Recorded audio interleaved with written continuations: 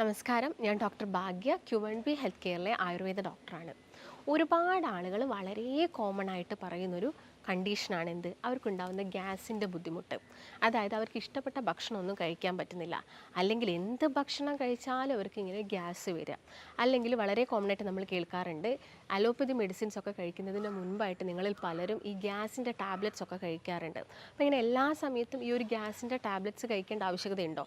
Already നമ്മൾ എടുക്കുന്ന മെഡിസിൻ്റെ side effects ചിലപ്പോൾ നമ്മൾ ഷുഗറിന് വേണ്ടി മെഡിസിൻസ് കഴിക്കുന്ന ആളുകളാണെങ്കിൽ, അല്ലെങ്കിൽ പ്രഷറിന് വേണ്ടി മെഡിസിൻസ് കഴിക്കുന്ന ആളുകളാണെങ്കിലൊക്കെ ചിലപ്പം അവർ കണ്ടിന്യൂസ് ആയിട്ട് കുറച്ച് കാലയളവിൽ ഈ മെഡിസിൻസ് കഴിക്കേണ്ടി വരും.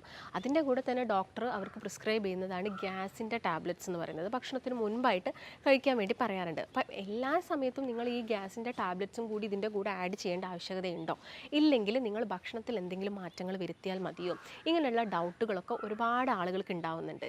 അതുപോലെ തന്നെ ഞാൻ നേരത്തെ പറഞ്ഞ പോലെ ഈ ഗ്യാസിൻ്റെ ബുദ്ധിമുട്ട് കാരണം നിങ്ങൾക്കിപ്പം നിങ്ങളെ ജോലികൾ ചെയ്യാൻ തടസ്സം, അല്ലെങ്കിൽ നിങ്ങൾ ജോലി സ്ഥലത്ത് പോവുകയാണെങ്കിൽ എന്തെങ്കിലും ഒന്ന് കഴിച്ച് കഴിഞ്ഞാൽ ഈ വയറ് വീർത്ത് വരിക, ഇങ്ങനെയുള്ള ബുദ്ധിമുട്ട്. എപ്പോഴും നമുക്കിപ്പം ജീരകം കഴിക്കാൻ പറ്റുക, അല്ലെങ്കിൽ ഗ്യാസ് കുറയ്ക്കേണ്ട അയമോദകം കഴിക്കാൻ പറ്റുക, ഇത് പോസിബിൾ ആയിട്ടുള്ള കാര്യങ്ങളല്ല. നിങ്ങൾ ദൂരെ യാത്ര ചെയ്യുന്ന ആളുകളാണെങ്കിലും നിങ്ങൾക്ക് ഇങ്ങനെ ഗ്യാസിൻ്റെ പ്രശ്നങ്ങളൊക്കെ വരുന്ന സമയത്ത് ഒരുപാട് ഡിഫിക്കൽട്ടീസ് ഒക്കെ നമുക്ക് വരാറുണ്ട്.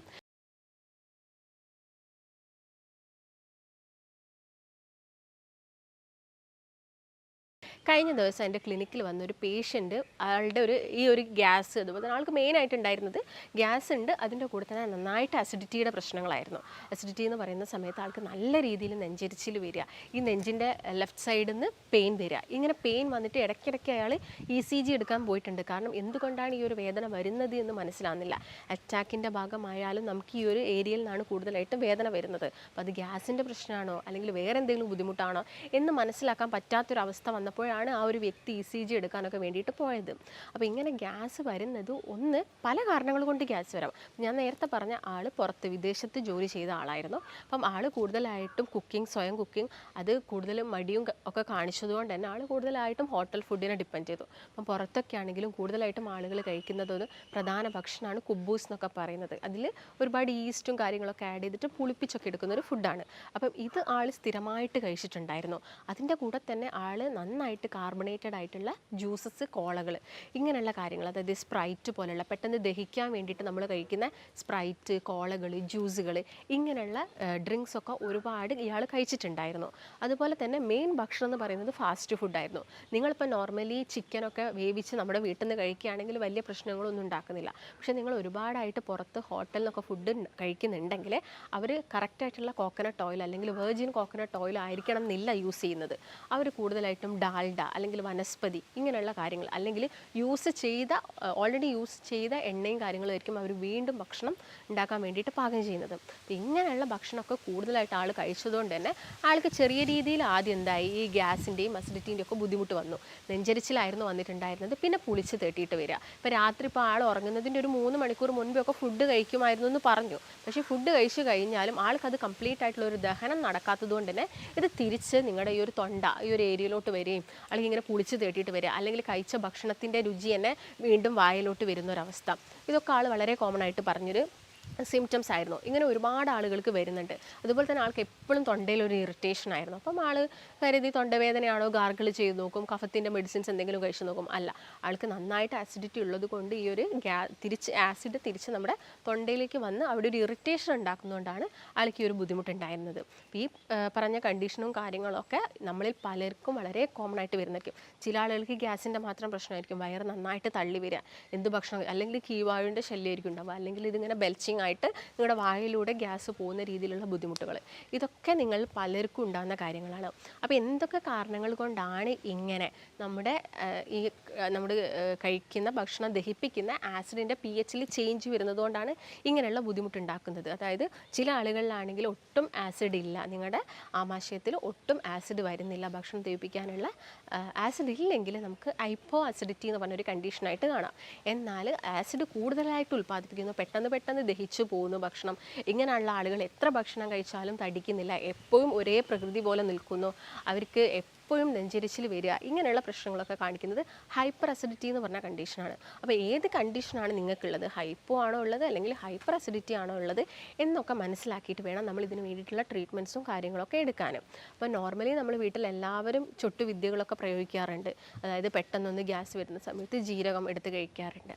പക്ഷേ എന്താണ്, ഞാൻ നേരത്തെ പറഞ്ഞ പോലെ തന്നെ നിങ്ങൾക്ക് ഗ്യാസ് വല്ലാതെ തള്ളി നിൽക്കുകയാണെങ്കിൽ അത് ഹൈപ്പോ അസിഡിറ്റിയാണ്. അവിടെ പ്രോപ്പറായിട്ടുള്ള ആസിഡ് ഇല്ല, ദഹനം നടക്കാനുള്ള ആസിഡ് ഇല്ല, HCl എന്ന് പറഞ്ഞാൽ ആസിഡ് ഇല്ല. അപ്പോൾ ഞാൻ നേരത്തെ പറഞ്ഞ പോലെ രക്തത്തിലെ pH ചേഞ്ച് ആവുക, ആസിഡിൻ്റെ pH ചേഞ്ച് ആവുന്ന സമയത്താണ് ഈ അസിഡിറ്റി എന്ന് പറഞ്ഞ കണ്ടീഷൻ പലരിലും വരുന്നത്. ഒരുപാട് കാരണങ്ങളുണ്ട്. ഞാൻ അതിൽ നേരത്തെ പറഞ്ഞ ഒരു കാരണം എന്ന് പറയുന്നത് ആളുടെ ആ ഒരു ജീവിത ശൈലിയിൽ വന്ന മാറ്റങ്ങളാണ്. ഭക്ഷണത്തിൽ ചേഞ്ചസ് വന്നു, ആൾക്ക് പ്രോപ്പറായിട്ടുള്ള എക്സസൈസും കാര്യങ്ങളൊന്നും ചെയ്യാൻ പറ്റുന്നില്ല, ജോലിയുടെ ഭാഗമായിട്ട് ഒരുപാട് ടെൻഷൻസ് ഉണ്ട്. ഇങ്ങനെ നോക്കുന്ന സമയത്ത് എന്തൊക്കെ കാരണങ്ങളാണ് ഈ അസിഡിറ്റി ഉണ്ടാക്കുന്നതെന്ന് നോക്കാം. അതിൽ ആദ്യം തന്നെ പറയുന്നത്, നമ്മുടെ ശരീരം നല്ല രീതിയിൽ വിയർക്കുന്നില്ല, അല്ലെങ്കിൽ നിങ്ങൾ പ്രോപ്പറായിട്ടുള്ള ഒരു എക്സസൈസ് ചെയ്യുന്നില്ല. നിങ്ങളുടെ ജോലി എന്ന് പറയുന്നത് ചിലപ്പം കണ്ടിന്യൂസ് ആയിട്ട് ഇരുന്ന് നിങ്ങൾ മണിക്കൂർ രാവിലെ ജോലിക്ക് പോയിട്ട് വൈകുന്നേരം ഒരേ സിറ്റിങ്ങിൽ ഇരിക്കുക, അല്ലെങ്കിൽ കണ്ടിന്യൂസ് ആയിട്ട് നിങ്ങൾ ഇരുന്ന് ജോലി ചെയ്യുന്ന സമയത്തൊന്നും നമ്മുടെ ബോഡിക്ക് നമ്മൾ വലിയ രീതിയിലുള്ള ആയാസമോ അല്ലെങ്കിൽ യാതൊരു തരത്തിലുള്ള വ്യായാമങ്ങളോ കൊടുക്കുന്നില്ല. ഈ സമയത്ത് നമ്മുടെ ബോഡിയിൽ നിന്നും പ്രോപ്പറായിട്ടുള്ള വിയർപ്പും കാര്യങ്ങളൊന്നും പോകുന്നില്ലെങ്കിൽ ഓക്സിഡേറ്റീവ് സ്ട്രെസ്സ് കൂടുതലായിട്ട് നമ്മുടെ കോശങ്ങളിൽ ഉണ്ടാകുന്നു. ഇതിൻ്റെ ഭാഗമായിട്ട് നമുക്ക് അസിഡിറ്റി അല്ലെങ്കിൽ ഗ്യാസിൻ്റെ പ്രശ്നങ്ങളൊക്കെ വരാം. അപ്പോൾ നമ്മൾ നന്നായിട്ട് വേർത്ത് പോകണം. ഇല്ലെങ്കിൽ നിങ്ങൾ AC റൂമിലാണ് ഇരിക്കുന്നത്, നിങ്ങൾ ട്രാവൽ ചെയ്യുന്നത് AC കാറിലാണ്, ഇല്ലെങ്കിൽ വിദേശത്തുള്ള ആളുകളൊക്കെ ആണെങ്കിൽ അവിടുത്തെ ഒരു അറ്റ്മോസ്ഫിയർ എന്ന് പറയുന്നതും കൂടുതലും തണുത്ത കാലാവസ്ഥയായിരിക്കാം, അതിൻ്റെ ഭാഗമായിട്ട് വരാം. രണ്ടാമതായിട്ട് പറയുന്നത്, നമ്മുടെ ശരീരത്തിൽ മലബന്ധം ഉണ്ടെങ്കിൽ, മലബന്ധം എന്ന് പറയുന്നത് നിങ്ങൾക്ക് ടോയ്ലറ്റ് പോയിരിക്കുന്ന സമയത്ത് ഉണ്ടാകുന്ന ബുദ്ധിമുട്ടിനെ മാത്രമല്ല നമ്മൾ മലബന്ധം എന്ന് പറയുന്നത്. നമ്മുടെ ശരീരത്തിൽ കണ്ണിൽ നിന്നും മലം പോകുന്നുണ്ട്, ചെവിയിൽ നിന്നും മലം പോകുന്നുണ്ട്, മൂക്കിൽ നിന്നും മലം പോകുന്നുണ്ട്. ഇതിലൊക്കെ ഒരു സ്റ്റോപ്പ് വരിക അല്ലെങ്കിൽ ഇതിലൊക്കെ ഒരു പ്രതിബന്ധം വരുന്നുണ്ടെങ്കിൽ നമുക്ക് ഈ അസിഡിറ്റി പോലെയുള്ള പ്രശ്നങ്ങൾ, അതായത് കോശത്തിൽ നിന്നും മലം എല്ലാ ദിവസവും നമ്മുടെ കോശത്തിൽ നിന്നും മലം റിമൂവ് ആവുന്നുണ്ട്. അപ്പം ഇങ്ങനെ, അതായത് നമ്മുടെ മൂത്രം പോകുന്നതും ഒരു മലം തന്നെയാണ്. അപ്പം നമ്മൾ കോൺസ്റ്റിപ്പേഷൻ എന്ന് പറയുന്ന ആ ഒരു കണ്ടീഷൻ മാത്രമല്ല മലബന്ധം എന്ന് പറയുന്നത്. ഇതെല്ലാം വളരെ കൃത്യമായിട്ടുള്ള രീതിയിൽ പോകുന്നില്ലെങ്കിലും നമുക്ക് ഈ അസിഡിറ്റി പോലെയുള്ള പ്രശ്നങ്ങൾ വരാം. മറ്റൊന്ന് പറയുന്നത് ഉറക്കമില്ലായ്മ അല്ലെങ്കിൽ ഉറക്കക്കുറവ്. നോർമലി നമ്മളൊരു 7 മുതൽ 8 മണിക്കൂർ കിടന്നുറങ്ങണം. ഇങ്ങനെ നിങ്ങൾക്ക് പ്രോപ്പറായിട്ടുള്ള ഒരു ഉറക്കം കിട്ടുന്നില്ല, അല്ലെങ്കിൽ നിങ്ങൾക്ക് നിങ്ങളുടെ ജോലിയുടെ ഭാഗമായിട്ട് നൈറ്റ് ഷിഫ്റ്റ് എടുക്കുന്ന ആളുകൾ ഉണ്ടായേക്കാം. അപ്പം ഇങ്ങനെയുള്ള ആളുകളിലൊക്കെ ഈ അസിഡിറ്റി പ്രശ്നങ്ങൾ വരിക, ഗ്യാസിൻ്റെ പ്രശ്നങ്ങളൊക്കെ വരുന്നത് വളരെ കോമൺ ആയിട്ടുള്ള കാര്യങ്ങളാണ്. പ്രത്യേകം തന്നെ ആയുർവേദത്തിൽ പറയുന്നുണ്ട്, നിങ്ങൾ ദിനചര്യ ഫോളോ ചെയ്യുക. ദിനചര്യ എന്ന് വെച്ചാൽ നമ്മൾ ഒരു ദിവസം നമ്മൾ ഫോളോ ചെയ്യേണ്ട കുറച്ച് കാര്യങ്ങളുണ്ട്. രാവിലെ നമ്മൾ എഴുന്നേൽക്കുന്നു, ആ സമയത്ത് ചില ആളുകൾ പ്രാണായാമം ചെയ്യുന്ന ആളുകളുണ്ടായിരിക്കും, ഡയറക്റ്റ് വ്യായാമം ചെയ്യുന്ന ആളുകളുണ്ടായിരിക്കാം, നസ്യം നിങ്ങൾ ഫോളോ ചെയ്യുന്ന ആളുകളുണ്ടായിരിക്കാം. ഇതെല്ലാം കഴിഞ്ഞിട്ട് നമ്മൾ ചിലപ്പം ബ്രഷ് ചെയ്തിട്ട് നമ്മുടെ കുളി കാര്യങ്ങൾ, അങ്ങനെ പ്രഭാത കർമ്മങ്ങളൊക്കെ ചെയ്യുക. അതായത് നമുക്ക് ഒരു ദിവസം ചെയ്യേണ്ട കുറച്ച് ചര്യാസ് ഉണ്ട്, ദിനചര്യാസ് എന്ന് പറയും. ഈ ചര്യയിൽ വരുന്ന മാറ്റങ്ങൾ കൊണ്ടാണ് ഒട്ടുമിക്ക അസുഖങ്ങളും നമുക്ക് വരുന്നത്. അപ്പം അതിലൊന്നെന്ന് പറഞ്ഞാണ്, കാരണങ്ങളിലൊന്നാണ് മലബന്ധം ഞാൻ പറഞ്ഞു. അതുപോലെ തന്നെ ശരീരത്തിന് പ്രോപ്പറായിട്ട് വിയർപ്പ് പോകുന്നില്ല, ഉറക്കക്കുറവുണ്ടാകുക. അതുപോലെ തന്നെ മറ്റൊന്നാണ് ടെൻഷൻ. നിങ്ങൾ അമിതമായിട്ട് ടെൻഷൻ അടിക്കുക, നിങ്ങൾക്ക് ചിലപ്പോൾ ജോബിൻ്റെ ഭാഗമായിട്ടുള്ള സ്ട്രെസ്സുകൾ ഉണ്ടാവാം. അതുപോലെ തന്നെ നിങ്ങൾക്ക് വീട്ടിൽ നിങ്ങളുടെ ദാമ്പത്യത്തിൽ വരുന്ന എന്തെങ്കിലും പ്രശ്നങ്ങൾ കാരണം നമ്മൾ ടെൻഷൻ അടിച്ചു കഴിഞ്ഞാലും നമുക്ക് ഈ അസിഡിറ്റി പ്രശ്നങ്ങളൊക്കെ ഒരിക്കലും മാറില്ല. നിങ്ങൾ താൽക്കാലികമായിട്ട് ടെമ്പററി ആയിട്ട് നമുക്ക് എന്തെങ്കിലും മെഡിസിൻസ് കഴിച്ച് അതിനെ ഒന്ന് സൈഡാക്കാമെന്നല്ലാതെ അത് വീണ്ടും വരും. നമ്മൾ ടെൻഷൻ അടിക്കുന്നതിന് അനുസരിച്ച് നമ്മുടെ ഹോർമോണൽ ചേഞ്ച്, അല്ലെങ്കിൽ ഈ അഡ്രിനാലിൻ അതുപോലെ തന്നെ കോർട്ടിസോൾ എന്ന് പറഞ്ഞ ഹോർമോൺസിൽ വരുന്ന മാറ്റങ്ങൾ കാരണം നമുക്ക് ഈ ഒരു അസിഡിറ്റി പ്രശ്നങ്ങളൊക്കെ ഇടയ്ക്കിടയ്ക്ക് വരും. മറ്റൊരു മെയിൻ കാരണം എന്ന് പറയുന്നത് നമ്മുടെ ആഹാരത്തിലുള്ള മാറ്റങ്ങളാണ്. ആഹാരം എന്ന് പറയുന്ന സമയത്ത് നമ്മൾ അമിതമായിട്ട് എന്തെങ്കിലും കൂടുതലായിട്ട് കഴിക്കുന്ന സമയത്ത്, ഇപ്പോൾ ഫോർ എക്സാമ്പിൾ നോക്കുകയാണെങ്കിൽ പ്രോട്ടീൻ നമുക്കറിയാം. പ്രോട്ടീൻ മെയിനായിട്ടും 2 രീതിയിലുണ്ട്. ആനിമൽ പ്രോട്ടീൻസ് ഉണ്ട്, അതുപോലെ തന്നെ പ്ലാന്റ് പ്രോട്ടീൻസ് ഉണ്ട്. ഈ ആനിമൽ പ്രോട്ടീൻസ് എന്ന് പറയുന്നത് നമുക്ക് പാല്, മുട്ട, ഇറച്ചി, മാംസം, ഇതൊക്കെ എന്താണ് ആനിമൽ പ്രോട്ടീൻസിൽ വരുന്നതാണ്. പ്ലാന്റ് പ്രോട്ടീൻസ് എന്ന് പറയുന്ന സമയത്ത് പയർ, ചെറുപയർ, അതുപോലെ തന്നെ കടല, ഇങ്ങനെയുള്ള പരിപ്പ്, ഇതൊക്കെ കൂടുതലായിട്ട് വരുന്നത് പ്ലാന്റ് പ്രോട്ടീൻസിലാണ്. അപ്പോൾ ഇതൊക്കെ ഒരു പരിധിയിൽ കൂടുന്ന സമയത്ത്, അല്ലെങ്കിൽ ഇത് അലർജി ആയിട്ടുള്ള ആളുകളുണ്ടായിരിക്കും, ഈ പാലും ഉൽപ്പന്നങ്ങളും അലർജി ആയിരിക്കുന്ന ആളുകളുണ്ട്. ഇതും നിങ്ങൾ അമിതമായിട്ട് എടുക്കുന്ന സമയത്ത്, അല്ലെങ്കിൽ ഇത് നമ്മുടെ ശരീരത്തിന് പറ്റില്ല എന്നിട്ട് നിങ്ങളത് കഴിച്ചാലും നമുക്ക് ഈ അസിഡിറ്റി പോലുള്ള പ്രശ്നങ്ങൾ അല്ലെങ്കിൽ ഗ്യാസിൻ്റെ ബുദ്ധിമുട്ടുകളൊക്കെ വരാനുള്ള ചാൻസസ് കൂടുതലാണ്. അപ്പോൾ ഈ കാര്യങ്ങളൊക്കെ നിങ്ങൾ പ്രത്യേകം ശ്രദ്ധിക്കുക. കഴിക്കുന്നത് എപ്പോഴും അതിൻ്റേതായ ലിമിറ്റഡ് ആയിട്ടുള്ള ഒരു എമൗണ്ടിൽ കഴിക്കാൻ വേണ്ടിയിട്ട് നോക്കുക. പിന്നെ നമുക്ക് ഈ ഒരു അസിഡിറ്റി പ്രശ്നം വരുന്ന ഒരു മെയിൻ റീസൺ എന്ന് പറയുന്നത് നിങ്ങൾ ദഹനം നമ്മളത് പ്രോപ്പർ ആവാതിരിക്കുക. അതിനുള്ളൊരു പ്രധാന കാരണമാണ് ചിലപ്പോൾ നിങ്ങളെല്ലാവരും ഭക്ഷണം കഴിച്ച പാടെ പോയിട്ട് കിടന്നുറങ്ങുന്ന ആളുകളുണ്ടായിരിക്കാം. അതിന് ദഹിക്കാനുള്ളൊരു സമയം നമ്മൾ കൊടുക്കുന്നില്ല. അതായത് രാത്രി ഒരു 9 മണിക്ക് ഫുഡ് കഴിക്കും, ഒരു 9:15 9:30 ആകുമ്പോഴും പോയി കിടക്കുന്ന ആളുകൾ. നമ്മുടെ ബോഡിക്ക് വലിയ ആയാസങ്ങളും കാര്യങ്ങളും ഒന്നും കൊടുക്കുന്നില്ല. ഇത് ആസിഡുമായിട്ട് ചേർന്നു അല്ലെങ്കിൽ എന്തെങ്കിലും മൂവ്മെൻറ്റ്സോ കാര്യങ്ങളൊക്കെ കൊടുക്കുകയാണെങ്കിൽ പെട്ടെന്നുള്ള ഡൈജഷനും കാര്യങ്ങളൊക്കെ അവിടെ നടക്കും. അപ്പം ഇങ്ങനെയുള്ള ആളുകൾ, അതുപോലെ തന്നെ നിങ്ങൾ ഭക്ഷണം കഴിച്ച പാടെ പോയിട്ട് കുളിക്കുന്ന സമയത്ത്, അങ്ങനെ കുളിക്കുന്ന സമയത്ത് നമ്മുടെ ശരീരത്തിൽ ഭക്ഷണം ദഹിപ്പിക്കാനുള്ളൊരു അഗ്നിയുണ്ട്. ഈ ഒരു അഗ്നിയാണ് ശരിക്കും നമ്മൾ കെടുത്തുന്നത് കുളിക്കുന്ന സമയത്ത്. അപ്പം ഭക്ഷണം കഴിച്ചിട്ട് കുറച്ച് വെയിറ്റ് ചെയ്തതിന് ശേഷം മാത്രം കുളിക്കാനൊക്കെ വേണ്ടി ശ്രദ്ധിക്കുക. അതുപോലെ തന്നെ നിങ്ങൾ കഴിക്കുന്ന പ്രോട്ടീൻ അല്ലെങ്കിൽ നല്ല കൊഴുപ്പൊക്കെ അടങ്ങിയ ഭക്ഷണം, ചിലപ്പോൾ നിങ്ങൾ ബ്രേക്ക്ഫാസ്റ്റ് നന്നായിട്ട് കഴിക്കുന്ന ആളുകളായിരിക്കും. ഈ ബ്രേക്ക്ഫാസ്റ്റ് കഴിക്കുന്ന സമയത്ത് നമ്മൾ ചായയും ബ്രേക്ക്ഫാസ്റ്റും ഒരുമിച്ചെടുക്കുക. അതായത് ഫുഡ് നമ്മൾ കഴിക്കുന്ന ആഹാരവും ചായയും ഒരുമിച്ചെടുക്കുന്ന സമയത്ത് ഈ ചായ കോഫിയിലുള്ള ടാനിൻസും കഫീൻസും ഒക്കെ നമ്മുടെ ഈ പോഷകങ്ങളൊക്കെ പെട്ടെന്ന് എന്ത് ചെയ്യും, നമ്മുടെ ബോഡിയിലേക്ക് അബ്സോർബ് ചെയ്യുന്നത് വളരെ സ്ലോ ആക്കും. അതിൻ്റെ ഭാഗമായിട്ട് നമുക്ക് ഈ ഗ്യാസിൻ്റെ ബുദ്ധിമുട്ടുകളൊക്കെ വരാം. അപ്പം നിങ്ങൾ എന്ത് ചെയ്യുക, ചായ നിങ്ങൾക്ക് കുടിക്കാം. ദിവസം ഒരു 1 മുതൽ 2 ചായ വരെ നമുക്ക് കുടിക്കുന്നതിന് യാതൊരു പ്രശ്നവുമില്ല. അപ്പം അത് നിങ്ങളൊരു സമയം എടുത്തിട്ട് കുടിക്കാൻ വേണ്ടിയിട്ട് നോക്കുക. ഈ ബ്രേക്ക്ഫാസ്റ്റിൻ്റെ കൂടെ തന്നെ ഈ ചായ കുടിക്കുന്ന ശീലം എന്ത് ചെയ്യുക, മാക്സിമം ഒഴിവാക്കുക. അതുപോലെ തന്നെ എല്ലാവരും ചെയ്യുന്ന ഒരു മിസ്റ്റേക്കാണ് ഒരുപാട് കാലം ഫ്രിഡ്ജിൽ, അതായത് നമ്മുടെ റെഫ്രിജറേറ്ററിൽ ഭക്ഷണം വെച്ചിട്ട് നിങ്ങൾ കഴിക്കുന്ന ആളുകളാണെങ്കിൽ ഈ അസിഡിറ്റി പോലുള്ള പ്രശ്നങ്ങൾ വരാം. ഈ CFC എന്ന് പറഞ്ഞ വാതകമുണ്ട്. ഈ വാതകം നമ്മുടെ ഭക്ഷണത്തിലേക്ക് കൂടുതലായിട്ട് ഇറങ്ങി ചെല്ലും നമ്മൾ ഫ്രിഡ്ജിൽ ഭക്ഷണം വെക്കുന്ന സമയത്ത്. ഇത് ക്യാൻസർ പോലെയുള്ള അസുഖങ്ങൾക്ക് വരെ കാരണമാവാറുണ്ട്. അപ്പം കണ്ടിന്യൂസ് ആയിട്ട് നിങ്ങൾക്ക് ഗ്യാസിൻ്റെ ഇറിറ്റേഷൻസും ബുദ്ധിമുട്ടൊക്കെ ഉണ്ടെങ്കിൽ നമ്മുടെ ആമാശയത്തിനൊക്കെ ക്യാൻസർ വരുന്നതിൻ്റെ മുൻപായിട്ടുള്ള ലക്ഷണങ്ങളായിട്ടും ഈ അസിഡിറ്റിയും ഗ്യാസൊക്കെ കാണിക്കാം.